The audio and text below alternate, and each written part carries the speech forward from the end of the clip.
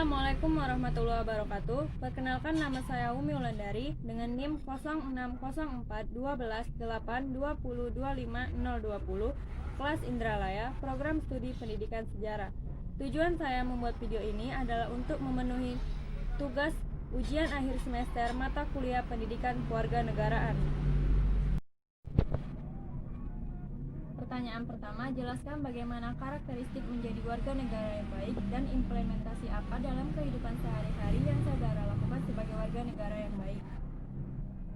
Baiklah, jawaban saya, warga negara yang baik adalah warga negara yang selalu berpartisipasi dalam kegiatan demokrasi di negaranya dan selalu menyatakan pendapatnya saat dibutuhkan. Contohnya pada pemilu, warga negara memberikan haknya supaya dapat terpenuhi kegiatan pemilu tersebut.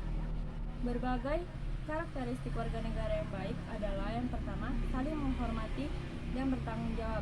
Tentu, kita sebagai warga negara pastilah memiliki pemikiran dan pendapat yang berbeda-beda. Sebagai warga negara yang baik, kita harus saling menghormati dan menghargai setiap perbedaan yang ada.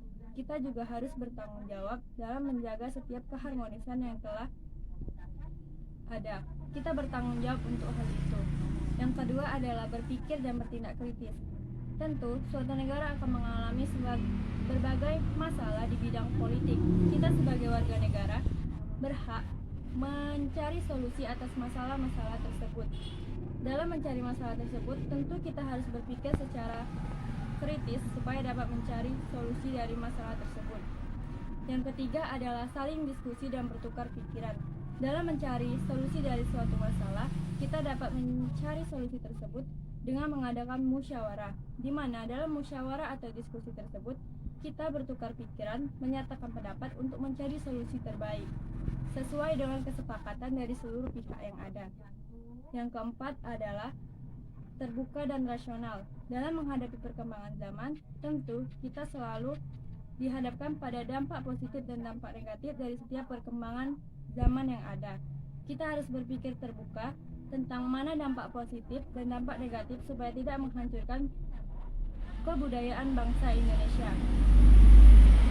Yang kelima adalah jujur dan adil. Kita harus selalu berlaku adil sebagaimana porsi pada setiap masing-masing hal. Kemudian kita harus selalu jujur bagaimanapun keadaannya. Berbagai implementasi yang saya lakukan dalam kehidupan sehari-hari sebagai warga negara yang baik adalah yang pertama, saya bersikap jujur terhadap segala hal. Contoh kecilnya pada lingkungan keluarga, saya selalu berkata jujur dan tidak mengatakan kebohongan, karena menurut saya, kebenaran akan selalu membawa kita pada ketenangan, sedangkan kebohongan akan membuat kita selalu dihantui rasa bersalah. Yang kedua adalah saling menghargai pendapat, karena setiap orang pasti mempunyai pendapat yang berbeda. Tetapi setiap orang juga mempunyai hak menyatakan pendapat. Baik, pertanyaan nomor 2, apa yang dimaksud dengan identitas nasional dan apa unsur-unsur pembentuk identitas nasional? Jawaban saya, identitas berasal dari kata identity yang artinya sifat, khas atau ciri-ciri yang terdapat dalam suatu hal, sehingga hal tersebut memiliki keunikan dan hal-hal yang menjadi pembedaan dengan negara lain. Sedangkan nasional berasal dari kata nation yang artinya bangsa. Suatu bangsa selalu memuat tentang tujuan, cita-cita, semangat, dan ideologi bersama. Jadi, identitas nasional adalah suatu hal pembeda dari Indonesia berupa ciri-ciri yang menjadi pembedanya dengan negara lain. Unsur-unsur pembentuk identitas nasional, yang pertama adalah suku bangsa. Indonesia terdiri dari berbagai macam suku bangsa yang menyebar di seluruh Indonesia. Yang kedua adalah kebudayaan.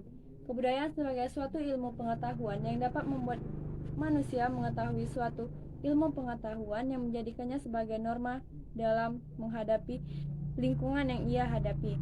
Yang ketiga adalah bahasa. Bahasa sebagai salah satu alat komunikasi bangsa sehingga menyatukan bangsa Indonesia. Yang terakhir adalah agama.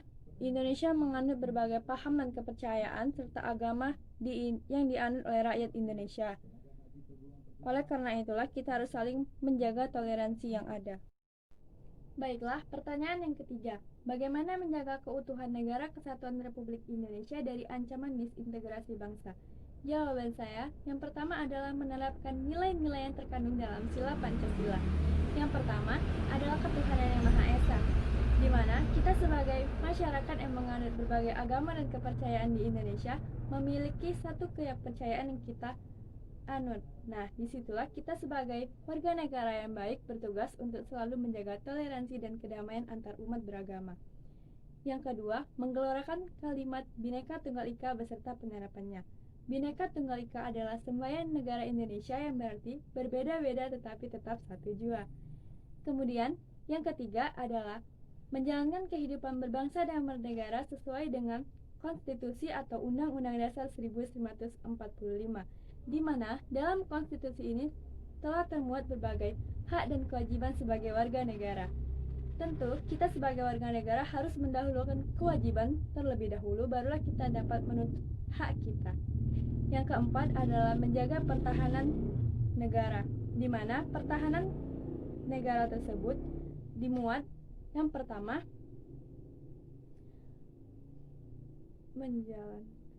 menjaga keutuhan negara kesatuan Republik Indonesia, yang kedua menjaga kedaulatan negara kesatuan Republik Indonesia, dan yang ketiga keselamatan segenap bangsa dari ancaman dan gangguan yang mengganggu negara kesatuan Republik Indonesia.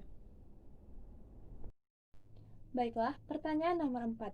Secara umum, ada 3 sistem pemerintahan. Yang pertama adalah sistem presidensial, yang kedua adalah sistem parlementer, dan yang terakhir adalah sistem semi-parlementer. Jelaskan mengenai ketiga sistem tersebut.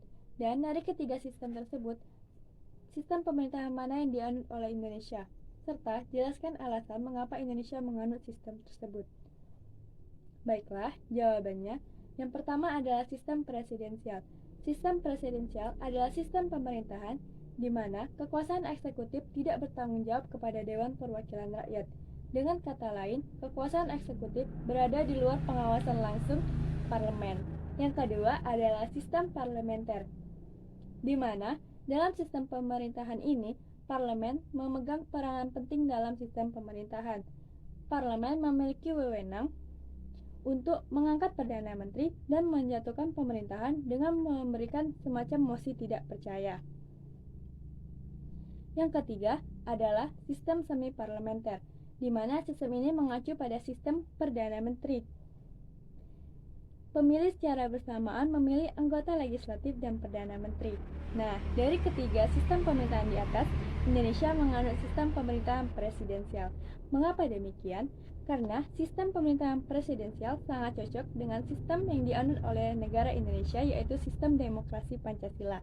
Selain itu, sistem ini juga cocok dengan budaya politik bangsa Indonesia. Oleh karena itulah, banyak pemimpin-pemimpin yang memilih sistem ini untuk dijalankan.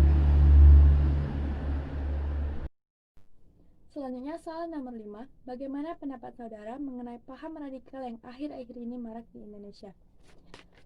Menurut saya, kita sebagai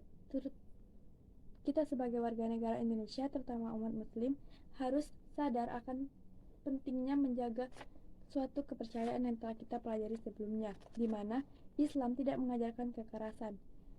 Selain itu, paham radikal ini juga menyebar tidak hanya kepada instalasi pemerintah, tetapi juga kepada masyarakat, bahkan yang lebih mirisnya lagi kepada pendidikan. Oleh karena itu, kita sebagai para pelajar harus mampu membedakan ajaran yang tidak baik maupun ajaran yang membuat kita menyimpang dari ajaran-ajaran yang benar. Kita sebagai bangsa Indonesia yang mempunyai beragam macam budaya yang beraneka ragam, kita itu menjadi suatu potensi untuk mencegah penghambatan paham radikalisme. Karena Islam tidak pernah mengajarkan kekerasan. Islam selalu berhubungan dengan keramah tamahan, kesopan santunan, dan kelembutannya. Baiklah, soal terakhir. Jelaskan hubungan wawasan Nusantara, ketahanan nasional, dan bela negara.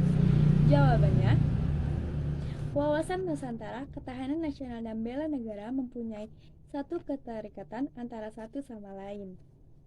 Wawasan Nusantara yang dianggap sebagai kesamaan pandangan suatu bangsa mengenai diri dan lingkungannya membuat menjadi dasar pemikiran bagi seluruh warga negara untuk melakukan usaha ketahanan nasional karena persamaan jati diri bangsanya.